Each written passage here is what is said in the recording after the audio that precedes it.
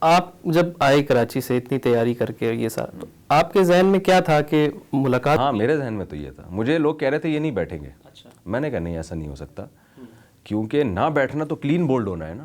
یعنی باقی ہم سب کی طرح یعنی آپ کے لیے بھی یہ شاکنگ نیوز تھی کہ انجینئر صاحب مارکیٹ سے شارٹ ہو گئے. میرا خیال یہ تھا کہ جب 47 گھنٹے 59 منٹ اور 59 سیکنڈ ہوں گے تو یہ کلپس اپلوڈ کر دیں گے. آپ کے ساتھ وہ بیٹھے کیوں نہیں؟ مجھے یہ بات ابھی تک سمجھ نہیں آئی.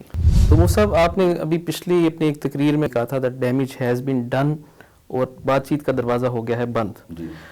تو یہ میں پوچھنا چاہ رہا ہوں کہ یہ آپ دروازہ کیوں بند کر رہے ہیں بات چیت کا؟ اب وہ یہ کہہ رہے ہیں کہ جی مفتی صاحب نے یہ جو کہہ دیا کہ دروازہ بند، تو یہ مفتی صاحب جو ہے نا خود سے بھاگ گئے ہیں. ایک کرامت ان کی جو ہے وہ غلط ثابت ہوئی، انہوں نے کہا تھا آپ نہیں آئیں گے. دوسری کرامت انہوں نے یہ کہا کہ اب یہ میری کرامت ہے کہ دیکھیں کہ میرے خلاف یہ مفتی طارق مسعود صاحب یا اہل حدیث بریلوی یہ سارے اکٹھے ہو گئے ہیں، ان کی دکانیں بند ہونے کا خطرہ ہے. آپ جیلم سے گئے، اہل حدیث مسجدوں میں آپ کے خطبات ہوئے، استقبال ہوئے، حالانکہ اس سے پہلے اہل حدیثوں کے ساتھ آپ کے مناظرے یا گفتگو یا جو بھی کہیں آپ کے بیانات ہوتے رہے.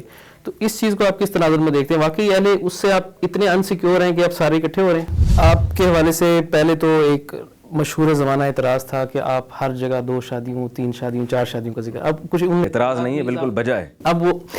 اب اس میں کچھ اور اضافہ ہو گیا. اب یہ اعتراض بھی آپ پہ کیا جاتا ہے اور اکثر علماء کی طرف سے بھی کیا جاتا ہے کہ منبر و محراب کو آپ مزاحیہ لطیفوں اور ان چیزوں میں لے کے جاتے ہیں جو اس کے وقار کے خلاف ہے. ابھی ریسنٹلی آپ کی ایک ویڈیو اپلوڈ ہوئی نادر علی کے چینل پر، جس میں آپ ان کے ساتھ بیٹھ کے گیم کھیل رہے ہیں اور آپ نے ان کو ہرا بھی دیا. مجھے ایک بڑے مولانا صاحب نے فون کر کے یہ کہا کہ یہ مولانا مفتی صاحب نے کیا کیا. تو میں نے کہا جی انہوں نے بیٹھ کے ایک ہی، لیکن انہوں نے کہہ دیا کہ میں اس کی حوصلہ افزائی نہیں کرتا. انہوں نے بڑی اچھی مثال دی، وہ پتہ نہیں ہے وہ چلے گی چینل پہ کہ نہیں، بہرحال میں ذکر کرتا ہوں. انہوں نے کہا پہلے زنا کریں اور اینڈ پہ کہو کہ میں اس کی حوصلہ افزائی نہیں کرتا. تو یہ مفتی صاحب نے ایسا ہی کام کیا ہے کہ پہلے ویڈیو گیم کھیلی ہے اور پھر بعد میں کہہ دیا کہ میں مولانا مودودی ہوں، طاہر القادری ہوں، حنیف قریشی ہوں، انڈیا میں ہیں مولانا سلمان ندوی صاحب. تمام وہ لوگ ہیں جو حضرت معاویہ رضی اللہ تعالیٰ عنہ کے بارے میں ایک الگ رائے رکھتے ہیں، اہل سنت سے الگ.